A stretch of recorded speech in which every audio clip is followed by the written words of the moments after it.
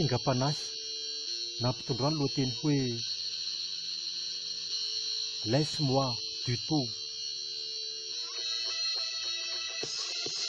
Laisse-moi tranquille.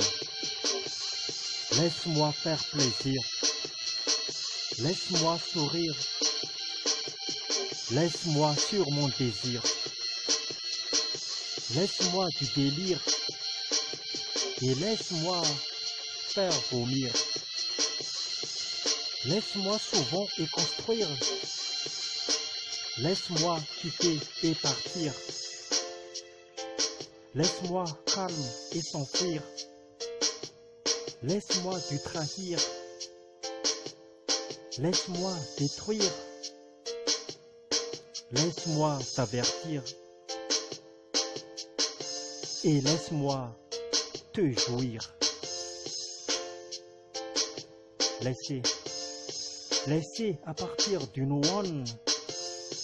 Parce que j'ai besoin d'éloigner et j'ai besoin de calme. Mes sentiments sont très distingués et ça fait à cause de ça que j'ai envie d'être laissé. Pour me laisser, c'est pas grave. Mon inspiration toujours augmentée comme du grade. L'inspiration variable, l'inspiration formidable. Dans mes sentiments et sur mes sentiments très imbattables.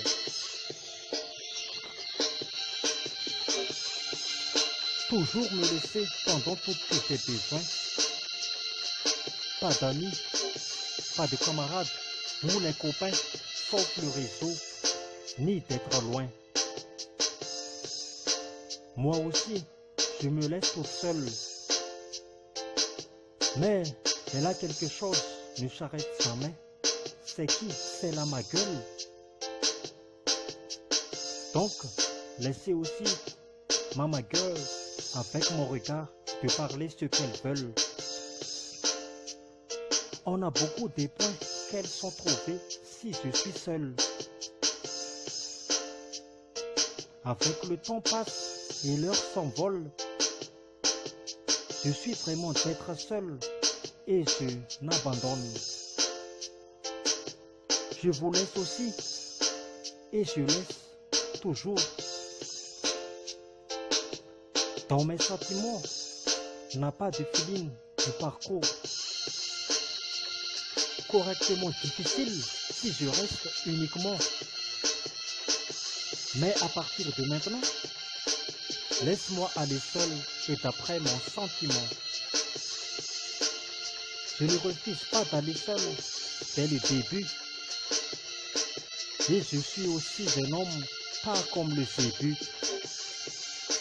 L'augmentation du moral est toujours avec moi, c'est au total. On a des traces bien placées parmi les étoiles. Laissez-moi de toute la liberté. Et je suis désolé car je suis vraiment allé. Au revoir. Et il faut couper. Pas de problème, donc on va déconnecter. Évidemment que je ne peux pas frapper. Et bref, regardez bien la télé et il faut bien visionner. Écrit par Isaac Patrick. Nahui Isaac Kinga Black. Laïpanurat. Laisse-moi du tout.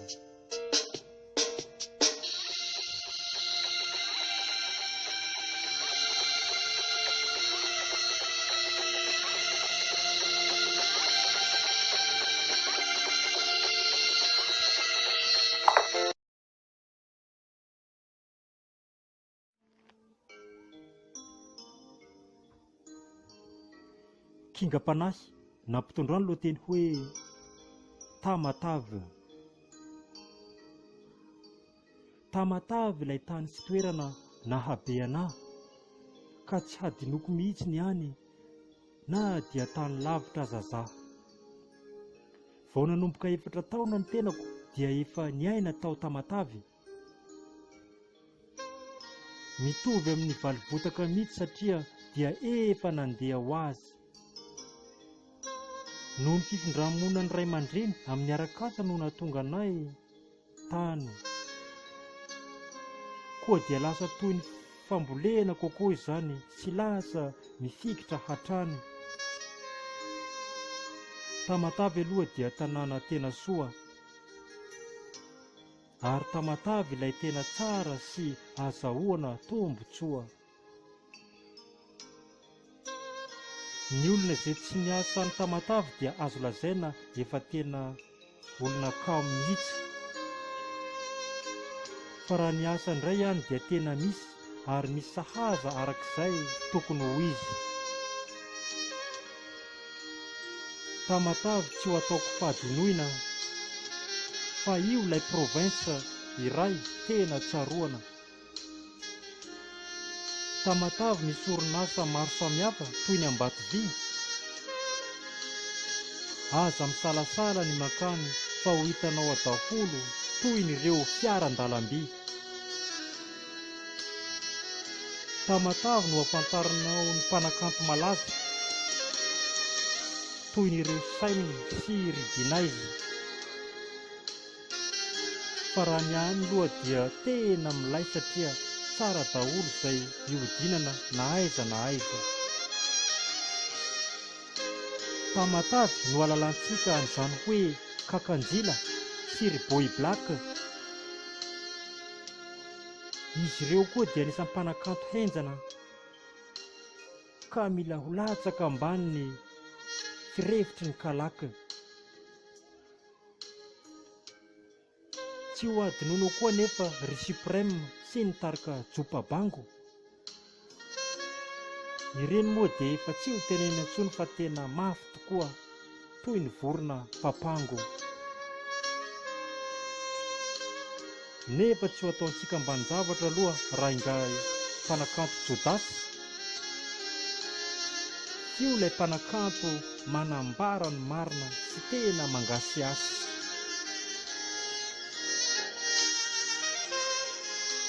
Ao Tamatavy daholo ny loharano an'izany rehetra izany ary tena tsara tokoa. Nefa tsy izany fotsiny fa mbola ao koa ny mpanakanto Kaisa sy Joyce Mena Makoa. Maro tsy voatanisa ny mpanakanto ao Tamatavy ao. Sady vadika resaka hafa indray sika izao fa tsy hoe akory hamadika paly tao. Tamatavy no misy seranan-tsambo lehibe indrindra eto Madagasikara. Ny ranomasina midadasika izay mitambatra iray fa tsy mizarazara. Tamatavy no filaza ity toerana iray ity nefa antsoina hoe Toamasina.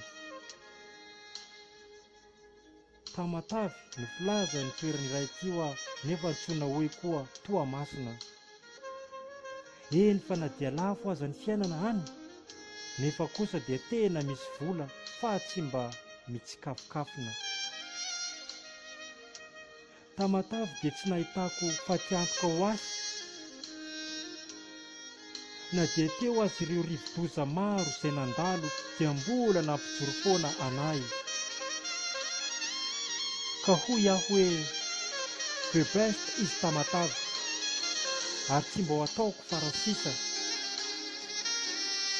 Tamin'izaho mbola nianatra koa anie dia tao amin'ny École Saint-Joseph Garçon sy Stella Maris. Tamatavy dia anisan'ny toerana mafana isan'andro fa dia anisan'ny manan-karena koa raha amin'ny resaka oran'andro.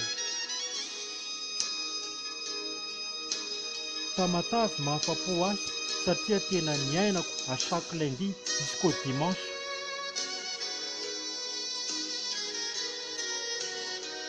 Ka tsy ho atao fanadinana tsiny intsony izany izy io, fa mba anisany nazahoako ny ambiansy. Tamatavo dia tena mahafapo ahy satria tena miainako à chaque lundi jusqu'au dimanche. Tsy ho atao fanadinana intsony ho aho izany toerana io fa mba nisa nazahoako ny ambiance. Farany ao ny faritany be tsy misaraka, ireo foko tsy tia manavakavaka, fa ny ataona aza dia miezaka ny mba hanambatra satria raha vao tafijoboka ao Toamasina izay dia izay aby isika mianakavy. Satria ho raha vao tafijoboka ao Toamasina dia iray aby isika mianakavy, ka aza misalasala intsony ny mitsidika io toerana io manomboka eto fa efa dia izany no izy, ka manasa antsika mba handalo aty Tamatavy. Nosoratany izaho Patrick, na hoe izaho Kinga Black, Tamatavy.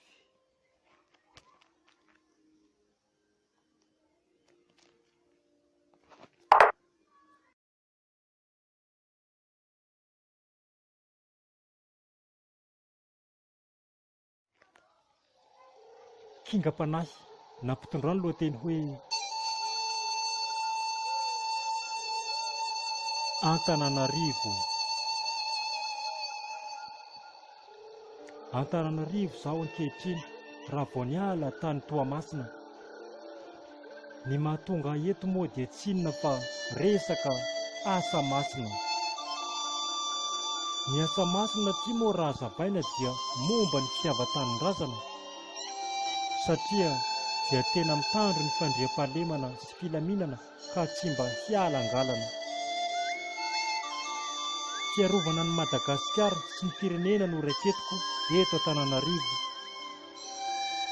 Noho ny antony moa dia izany no anisan'ny asa sahaniko ary maro koa ireo mpandrivorivo. Asa masina tokoa satria dia tena miezaka manafoana ny ratsy fa tsy vitany hoe mampikena fotsiny. Fa ny mpanao ratsy dia misy hatrany ary indrindra eto Antananarivo, ka raha sendra azon'izy ireo dia tena volovolosany.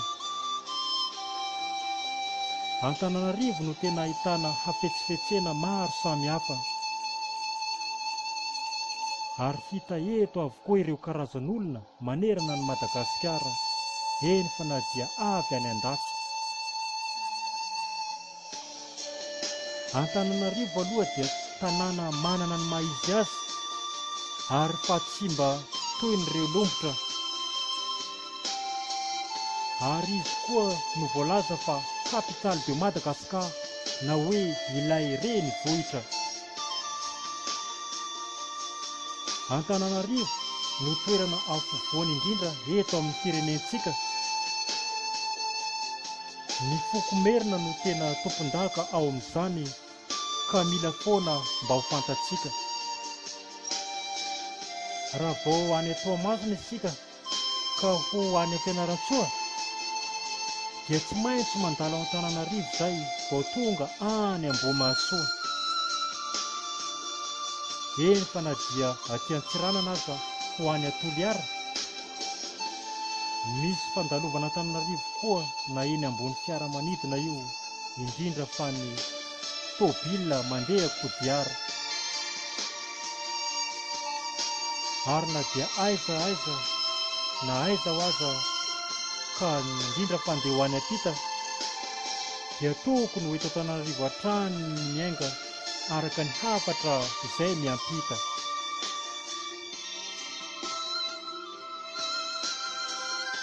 Raha ny teny olazaina moa dia tena maro ny mikasika an'ity Antananarivo ity, ka ny zava-misy re mba aoka ho fantaro toy ny Genesisy hatramin'ny Apokalipsy. Efa feno tanteraka ny marenivohitra azy io hatrizay, ary raha ny Antananarivo koa dia ho Antananarivo foana sy ho mandrakizay. Milay aloha ny miaina aty Antananarivo, kanefa kosa dia tena mila olona manam-bola indrindra. moa raha tena mpanarivo. Ary ny aty aloha tsy dia natao ho an'olona tsisy sy tsy dia ampy vola, satria mety ho lasa angetaeta eo ambony lakana fotsiny ka iafarany mety ho mola. Ka ho antsika izay mpila ravinahitra, aza mba mirobaroba fa mba ampirimy tsara ireo ahitra. Fa ny eto Antananarivo anie ahitana zava-manintona maro loatra, koa tsy ho voatanisa araka izany fa mba mampiasa ihany ny fanalahidy misy lakile. Izay angamba ny teny ho lazaiko ny mahakasika ny Andrenivohitra na Antananarivo. Fa ny ao dia mariko hatrany fa tsy mety ho an'ny tsisy vola, koa aza dia mba midikizo. Mpanoratra izaho Kinga Black, na hoe izaho Patrick.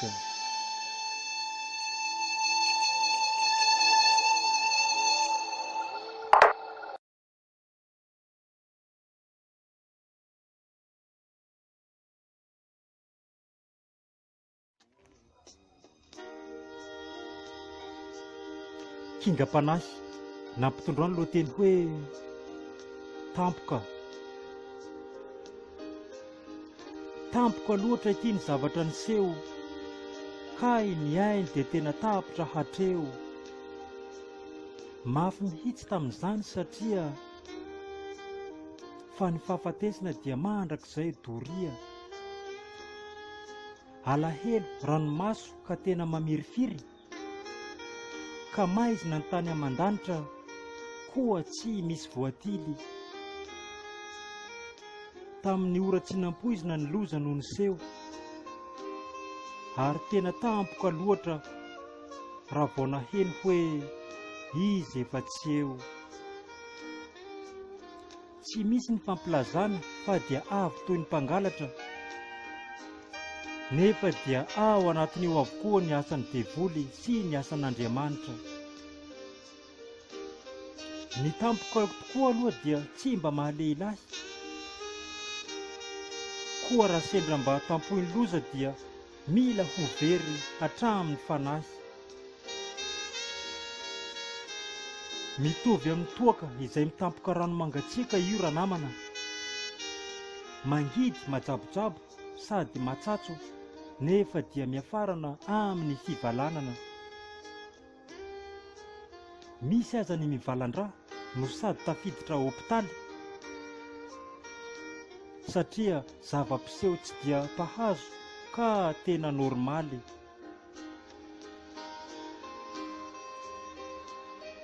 Tampoka ara-pahasoavana indray dia tena mahafalifaly, fa raha tampoka ara-loza kosa dia anisany tena mahafaty sy mampijaly.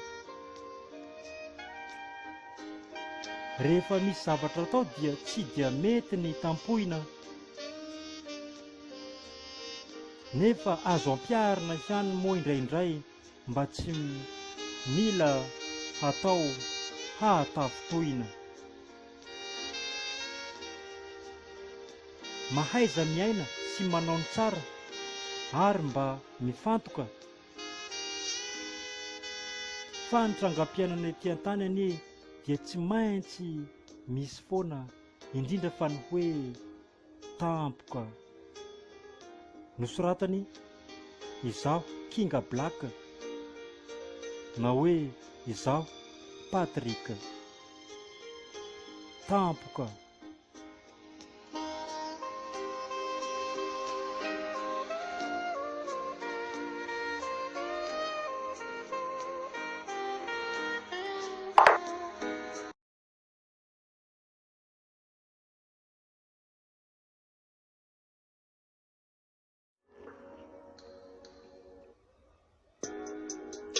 Kingam-panahy nampitondroany lohateny hoe fanampiana. Maro ireo vahoaka izay tena nitaraina, mahakasika ny fanampiana nisy eto amin'ny firenena. Azo lazaina fa tena nisy ireo zavaniafina, kanefa ny ilay izy dia azo tarafina. Mila tsy haintsony aloha tamin'izany na hoe politika, fa dia tena hafahafa tokoa satria nahitana fikafika. Rariny tokoa raha ny any vahoaka raha nitaraina tamin'io ka dia tena indro. Fanampiana ara-tosika fameno matsy tamin'izany sy ireo vatsy tsinjo. Anisany mba nahazo fanakianana koa ireo président fokotany, fa izy ireo hono no anisany fetsifetsy mizara ny fanampiana izay miantsilany. Nanomboka teo dia novain'ny fanjakana ny fomba fiasa noho ny fitarainan'ny vahoaka satria mila tena tsy ho lasa. Dia miandry ny rariny tokoa taty aoriana, ka manantena amin'izay fa hahazo an'ilay fanampiana. Nefa koa io fanampiana io dia mizara sokajiny roa ary misongadina be. Ny voalohany ariny dia nitosika fameno natokana ho an'ny marefo, fa ny faharoa kosa vatsy tsinjo ka tokony ho an'ny daholo be. Kanefa koa raha ny taratasy fandraisana ny mombamomba, indrindra ny an'ny vatsy tsinjo na hoe fanaovana recensement, tsy ahitana sokajin'olona toy n'ireo mpiasam-panjakana sy ireo manan-katao, fa mety tsy ahaviny amin'izany. Eny aza izy ity fanadia toy ny abonnement. Araka ny voalaza eto ambony moa dia mahazo an'io daholo ny rehetra, na avy any ankilany na avy ety andaniny. Kanefa noho ny fisian'ny zava-miafina sy ny mistera ao anatiny dia voatery milaza fa tsy manana asa daholo, ka mba mety hazahoany ny anjarany. Noho ny fisiana aretina mandringana coronavirus teto amintsika moa no nahatonga ity resaka fanampiana ity, ka isaorantsika hatrany ilay mpanjaka ny mpanjaka na ino ny trangam-piseho eto, sy amin'ny alalany Jesosy Kristy. Fanampiana. Nosoratany izaho Patrick, na hoe izaho Kinga Black.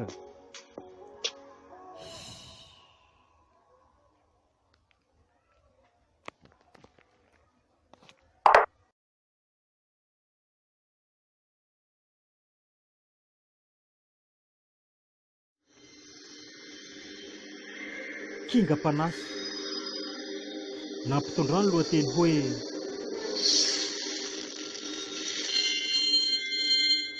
finoana. Ny finoako tsy miova, na iza ny mikasa mba hanova, ary koa tsy mba ho lepitra, mia matanjaka hatrany fa tsy mba hirefitra. Ilaina ny fatanjahan-tsaina rehefa ao anatin'ny finoana no resaina. Eo anivon'ny finoana no hipoira ny fanantenana, koa mila mahery hatrany fa mety hisy ny fitsapana. Mila matoky tokoa ny amin'ny atao rehetra, fa tsy mba ho very isika na dia misy aza ny fetra. Na amin'ny finoana ara-pivavahana na koa tsotra izao dia tsy mila fanavakavahana, ka tsy maintsy ho hita eo izay atao. Aoka isika rehetra mba hanana ny finoana,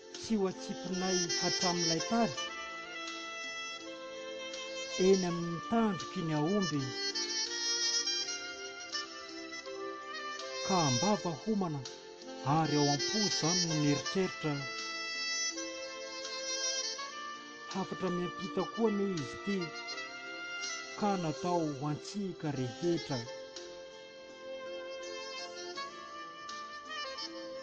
Nanomboka tany amin'ny voalohany dia efa tsy ankasitrahana miditra, nefa na dia misy aza mirevy izay atao aoka mba tsy ho atao revy na lika. Indrindra isika ry tanora, aza mba manao fiainana goragora, fa raha ny ditraditra io amin'ny farany dia mety hampamola, satria ny tena marina no lazaina sy ho fakafakaina dia ao anatin'ny revy no mahatonga ireo ditra ka tsy azo hifamatrana. Ka aoka koa izay isika mba hahay revy fa tena tsy mba manja, tsy atao fotsiny amin'izao anie izy io fa mba mahaiza ny mandanja, koa tsy mipetraka intsony ny fanontaniana hoe atao revy sa atao ditra, fa hoatra ny tena lasa mampahantsatra. Fa ireo teny voalaza ireo mba heno sy dinio satria mba anisany tena hafatra. Mpanoratra izaho Patrick, na koa hoe Kinga Black, hafatra.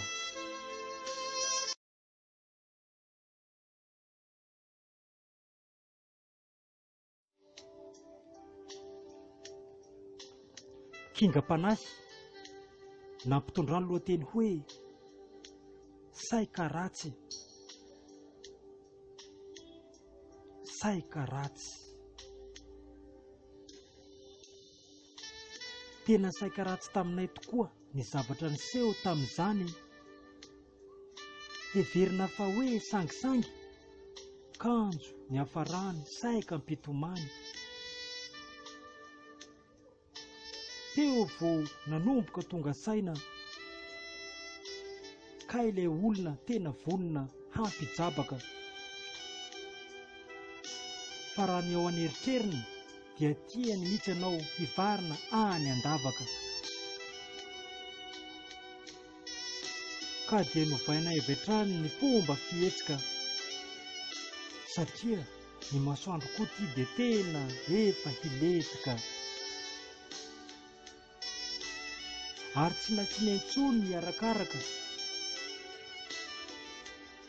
fa dia efa fantatra fa tena ho ratsy tetika. Eo amin'ny fiainana rehetra dia mila mailo foana isika, satria fa ireo olona mifamezivezy ireo anie dia tena misy olona izay tena tsy tia, fa nimbana sy fialonana fotsiny tsotra izao. Ka indrindra moa raha sendra olona manan-katao dia efa tsy hay intsony ny hafarany, fa dia efa fantatsika izay ny tokony atao. Mila tsy matory saina andro aman'alina, fa ireo izay tsy tiany dia mikaroka hatrany ny hevin-dratsy izay ataony, ka mila hiroso amin'ny lalindalina.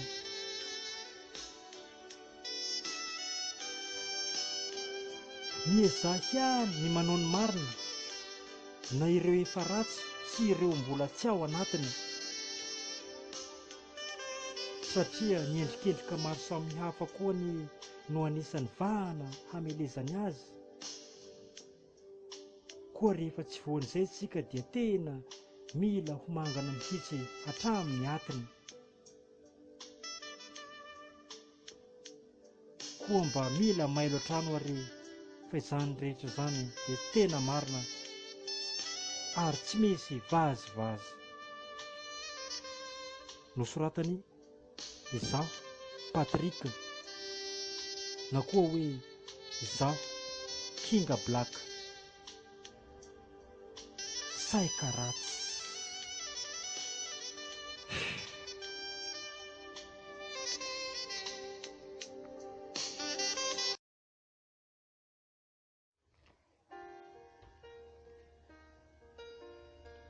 Kingam-panahy, nampitondra ny lohateny hoe célibataire.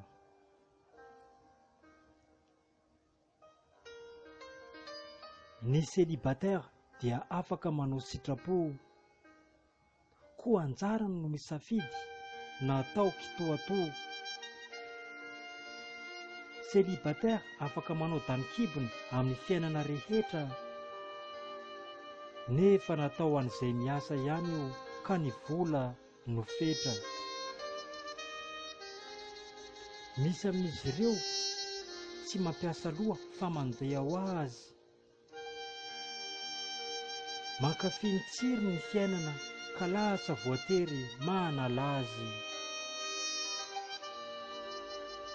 Raha célibataire koa nefa ianao,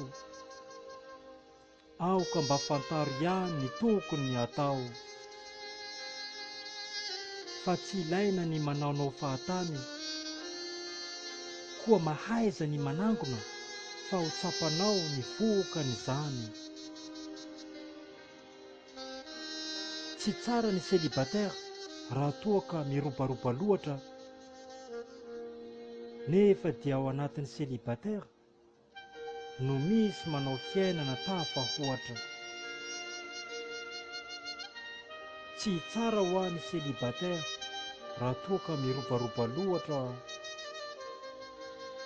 nefa ho ahy dia ao anatin'ny célibataire mihitsy no misy ny manao tafahoatra. Fa raha mifanohitra amin'izany anefa no zava-bita,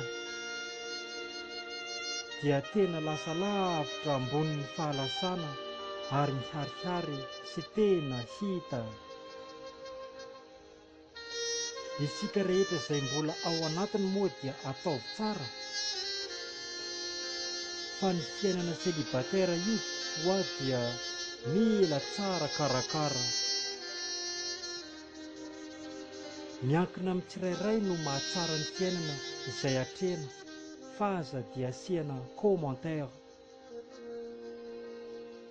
Ka ho antsika jiabijiaby, mila mahazaka ny tranga izay miseho rehetra, indrindra fa ireo irery ary eny koa fa ireo célibataire. Mpanoratra izaho Patrick, na koa hoe Kinga Black, célibataire.